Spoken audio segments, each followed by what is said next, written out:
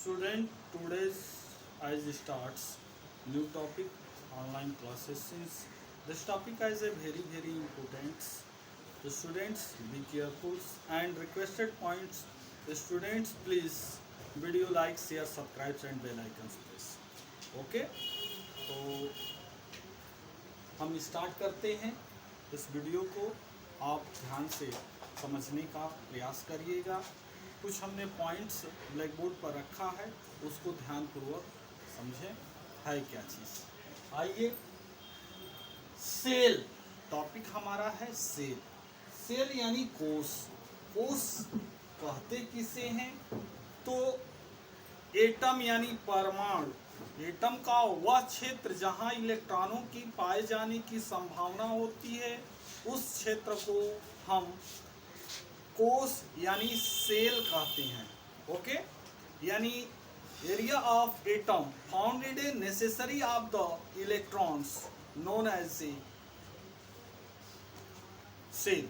Okay, cell KLMNOPQ। के अंदर maximum electron 2 होता है, L के अंदर मैक्सिमम इलेक्ट्रॉन 8 होता है, M के अंदर मैक्सिमम 18, N के अंदर मैक्सिमम 32, O के अंदर मैक्सिमम 18, P के अंदर मैक्सिमम 8, Q के अंदर मैक्सिमम 2 होता है। ओके, यानी बोरबारी के अकॉर्डिंग अनुसार आप जानते हैं कि किसी भी सेल्स के अंदर मैक्सिमम इलेक्ट्रॉनों की संख्या 2n² होती है। किसी भी सेल्स के अंदर मैक्सिमम इलेक्ट्रॉनों की संख्या 2n² होती है। तो यदि हम फर्स्ट n = सेल नंबर है, सेल नंबर, यदि n = 1 रखें तो 2 × 1 का स्क्वायर बन क्या जाएगा आपका? ये बन जाएगा आपका 2। फिर n = 2 3 4, 1 2 3 4 रखें इसमें, तो ये हो जाएगा 2 × 2 का स्क्वायर 8, 2 × 3 का स्क्वायर यह हो जाएगा 18, ये 2 × 4 का स्क्वायर 32। यानी फर्स्ट सेल के अंदर 2, सेकंड के 8, थर्ड के अंदर 18, फोर्थ के अंदर 32, फिर 18 8 2। ओके, तो ऐसे जो है सेल के अंदर इलेक्ट्रॉनों का डिस्ट्रीब्यूशन होता है। यह आपने बात बिल्कुल समझ लिया, इसमें किसी तरह का डाउट नहीं है। फिर से एक बार, सेल या सेल को हिंदी में बोलते हैं कोष। सेल कहते किसे हैं? तो एटम का वह क्षेत्र जहां इलेक्ट्रॉनों की पाए जाने की संभावना होती है, उस क्षेत्र को हम सेल कहते हैं। बिल्कुल समझ लिए, यानी कोष कहते हैं। अगला, यानी सेल जो होते हैं निम्न होते हैं KLMNOPQ, यानी यह जो है आपका 7 होते हैं। तो K के अंदर 2, L के अंदर 8, M के अंदर 18, N के अंदर 32, O के अंदर 18, P के अंदर 8 और Q के अंदर 2 इलेक्ट्रॉन होता है। ये बोरबारी के अकॉर्डिंग, यानी बोरबारी का रूल है 2n² के अकॉर्डिंग जो है रखा जाता है। ओके, अब आइए, अब हम यहाँ समझेंगे सबसेल। ओके, सबसेल किसे कहते हैं? इसको हिंदी में बोलते हैं उपकोष। सबसेल को हिंदी में बोलते हैं उपकोष। उपकोष जो होते हैं 4 होते हैं, SPDF। उपकोष कितने होते हैं? सबसेल कितने होते हैं? 4 होते हैं, SPDF। S का नेम जो है सर्प है, P का प्रिंसिपल है, D का डिफ्यूजन है, F का फंडामेंटल। ओके, यानी इन सब सेलों में इलेक्ट्रॉनों का डिस्ट्रीब्यूशन फॉलोइंग टाइप्स निम्न तरह का होता है। यानी इलेक्ट्रॉन्स, S के अंदर इलेक्ट्रॉन 2 होगा, P के अंदर 6 होगा, D के अंदर 10 होगा, F के अंदर 14 होगा। इस तरह इलेक्ट्रॉनों का डिस्ट्रीब्यूशन होते हैं। अब आइए, अब इसमें जो है अब हम शेप देखेंगे। ठीक है,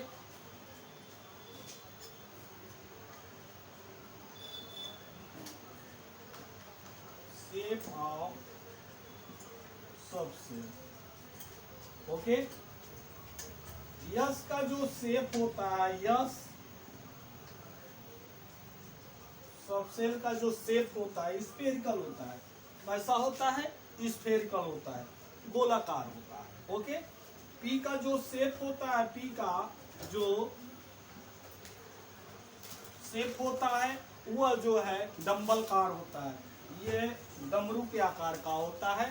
पी का जो डी का जो शेप होता है, डी का जो शेप होता है, डी सबसेल का जो शेप होता है डबल डंबलकार होता है, डबल डंबलकार होता है। और एफ का जो शेप होता है, जो यह जो है कम्पिटेटिव होता है, इसके शेप का एक्सप्लेन नहीं किया जा सकता। फिर से समझें, यस का शेप जो होता है स्फेरिकल होता है, गोलाकार होता है। पी का जो शेप होता है डंबलकार होता है, और डी का जो शेप होता है डबल डंबलकार होता है। ओके, और एफ का जो शेप होता है वह कॉम्पिटेटिव होता है, यह जटिल होता है, इसको एक्सप्लेन नहीं किया जा सकता है। तो आपने इन शेपों को समझ लिया। अब आइए, पी के अंदर जो होता है, पी के अंदर जो शेप होते हैं, पी का जो शेप होता है, आइए हम पी का शेप देख रहे हैं।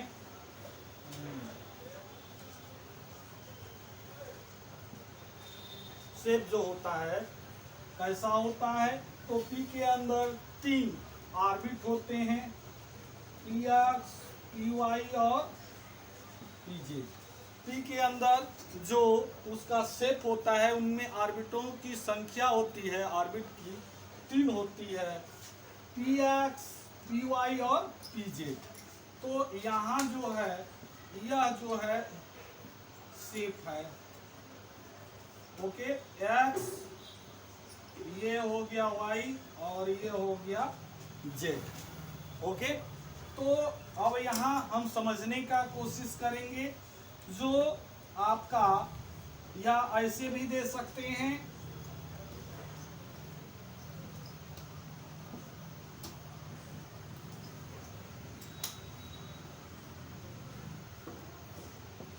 ऐसे भी रखा जा सकता है। तो इसमें जिस तरह आप चाहें उस तरह रख सकते हैं।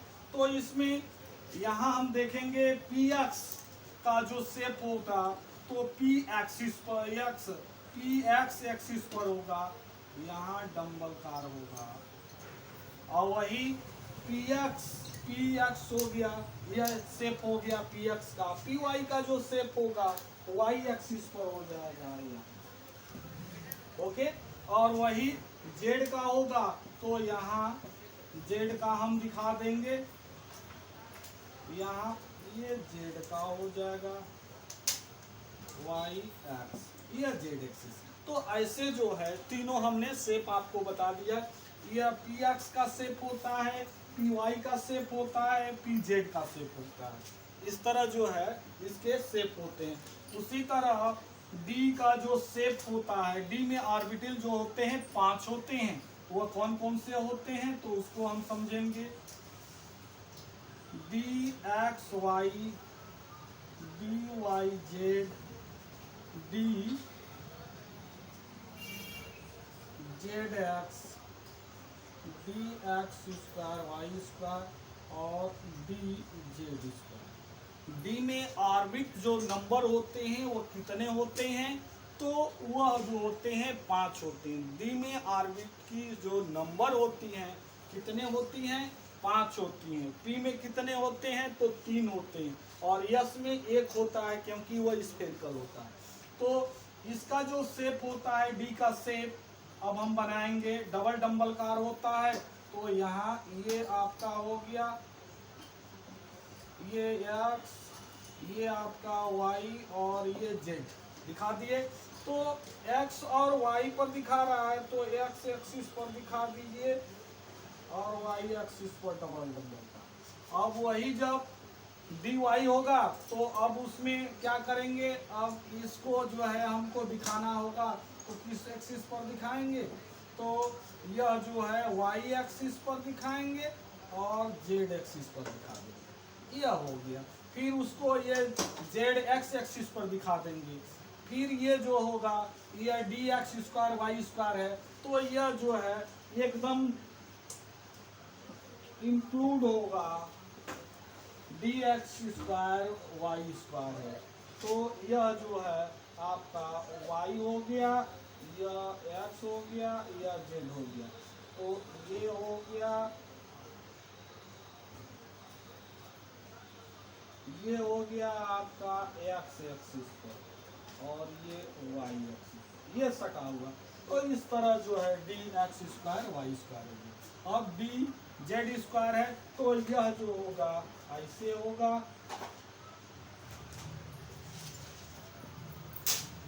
Z Y x,